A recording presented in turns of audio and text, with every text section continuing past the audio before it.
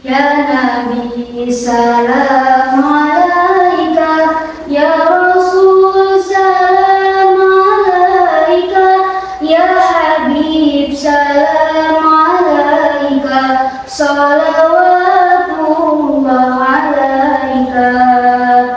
Assalamualaikum warahmatullahi wabarakatuh.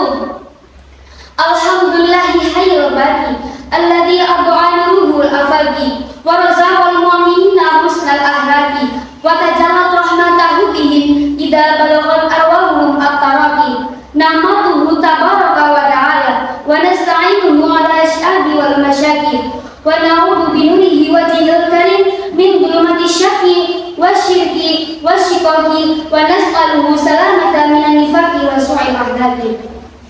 Asyhadu an la ilaha illallah wa asyhadu anna Muhammadar Rasulullah wa sallallahu wasallam ala man la nabiyya ba'da wa ala alihi wa sahbihi ajmain, amma ba'd. Segenap dewan juri yang saya hormati serta rekan-rekan para peserta lomba pidato dai-daiyah yang saya banggakan. Pertama dan paling utama, marilah kita panjatkan puji syukur kehadiran Allah Subhanahu wa taala, Tuhan yang Maha Pengasih, yang tak pilih kasih, yang Maha Penyayang, tak pandang sayang, yang Maha Tahu tanpa diberitahu, yang Maha melimpahkan nikmat sehat dan semat sehingga kita masih bisa bersama-sama dalam keadaan sehat walafiat. Biqaulina alhamdulillahirabbil alamin. Tak lupa pula sholawat dan salam kita haturkan pada junjungan alam, seorang pahlawan yang tak pernah makan bakwan, seorang proklamator yang tak pernah menunggang motor, seorang delegasi yang tak pernah memakai dasi, namun telah menghantarkan umat manusia dari zaman jahiliyah menuju zaman yang penuh berkah. Beliaulah Nabi Agung, Nabi paling akhir, Sayyidina Muhammad sallallahu alaihi wasallam, yang kita nanti-nantikan syafaatnya di yaumul qiyamah kelak. Amin amin ya rabbal alamin. Teman-teman, izinkanlah saya yang fakir ini ingin menyampaikan sebuah pidato tentang tantangan generasi milenial di era revolusi digital 4.0. Berbicara mengenai revolusi tentu tidak bisa terlepas dari sosok baginda Nabi Agung Muhammad sallallahu alaihi wasallam, karena atas dasar beliaulah umat manusia terbebas dari kejahilan, pemikiran-pemikiran yang semakin terbuka, ilmu bertebaran di mana-mana, agama mendunia, dan teknologi yang kian berkembang pesat. Hingga pada saat ini kita telah sampai di era yang disebut era revolusi industri 4.0.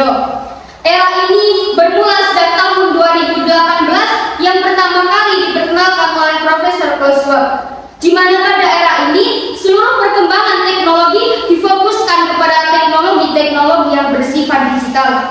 Namun demikian, di samping manfaat perkembangan iptek juga membawa mudarat apabila manusia tidak bisa mengimbanginya dengan iman dan takwa. Seperti apa contohnya?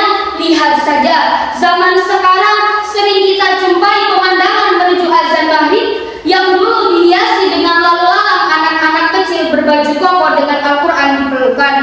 Namun sekarang sudah berganti dengan lalu lalang anak-anak kecil yang lihai joget tiktokan.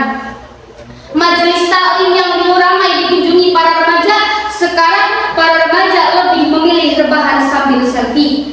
Lebih parahnya lagi, muda-mudi keluyuran di malam hari sambil mabuk-mabukan dan tak ingat batasan. Naudzubillahi min dzalik. Disinilah letak generasi milenial di era revolusi digital 4.0. Kenapa harus generasi milenial? Mari kita lihat dulu dari pengertiannya. Generasi milenial adalah generasi yang dilahirkan di era kemajuan sains dan teknologi, sehingga tumbuh dan pola pikirnya juga dipengaruhi oleh kemajuan iptek tersebut. Sementara menurut survei yang dilakukan oleh Kementerian Perekonomian pada tahun 2030 nanti, kebutuhan talenta digital di Indonesia diperkirakan mencapai angka 9 juta orang. Sementara usia pekerja produktif pada tahun tersebut ditaksir sebanyak 64% dari jumlah total penduduknya. Begitulah perkembangan zaman sekarang. demokrasi digaungkan, tapi tikus berdasi di mana-mana. Reformasi dikorupsi, hukum ilahi seolah diabaikan. Bukan lautan, hanya kolam susah. Indonesia selalu banyak masalah. Dari kasus KKS sampai narkoba, dari Maluku sampai malu semua. Orang bilang tanah kita tanah surga, kok korupsi revolusi membudaya. Orang bilang negeri ini reformasi, masih banyak tikus-tikus berdasi. Ini salah siapa? Ini dosa siapa? Coba Anda tanyakan pada tukang teh kotak, apa itu teh kotak teknologi, bodoh dan botak. Disinilah generasi milenial harus mampu menggunakan 3. Yang pertama kreatif, yang kedua adaptif, dan yang ketiga inovatif. Kita sebagai generasi milenial yang hebat seharusnya mampu menggunakan media sosial sebagaimana mestinya.